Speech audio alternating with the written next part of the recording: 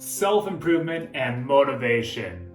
Last video we looked at how self-improvement and success often occur together. The definition of self-improvement is the improvement of one's own knowledge, status, or character by one's own efforts. So where does motivation come into play when improving yourself? Well, you have to have a reason to change. And in my first video, I talk about the two approaches. These are the two approaches that people will fall into: the improvement junkie and the self-improvement tourist. The motivation behind the improvement junkie is that excitement of continually improving to find that next step of doing something better in their life. For the self-improvement tourist, it's that pain that they're in at that moment that's causing them, hey, look, I should change something. So let's look at the definition of motivation. Motivation is the general desire or willingness of someone to do something. Motivation has its role in self-improvement. Without motivation, self-improvement would not happen. Motivation is that driving force that gets us to do something.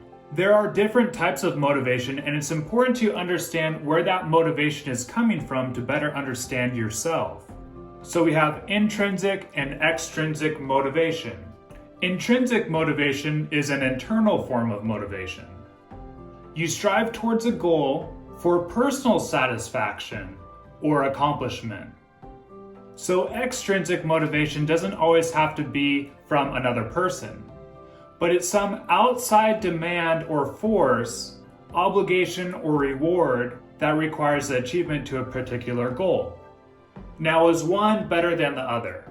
Well, let's take this example. If your work requires you to take a seminar to improve your sales skills, is that intrinsic or extrinsic motivation?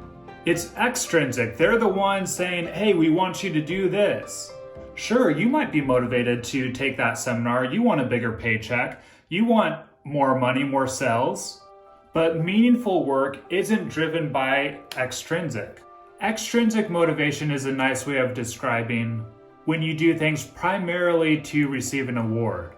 So you might take that sales course or a new job because of the higher pay and better benefits package. Intrinsic motivation or deep internal motivation is much richer. In conclusion, the two are very woven together. We don't get that self-improvement if we don't have that motivation behind it. So I hope this helps you on your self-improvement journey. If you like this video, give it a thumbs up. Leave a comment if you want to discuss something or keep the conversation going. Like always, make sure you're subscribed, and thanks for watching. Bye.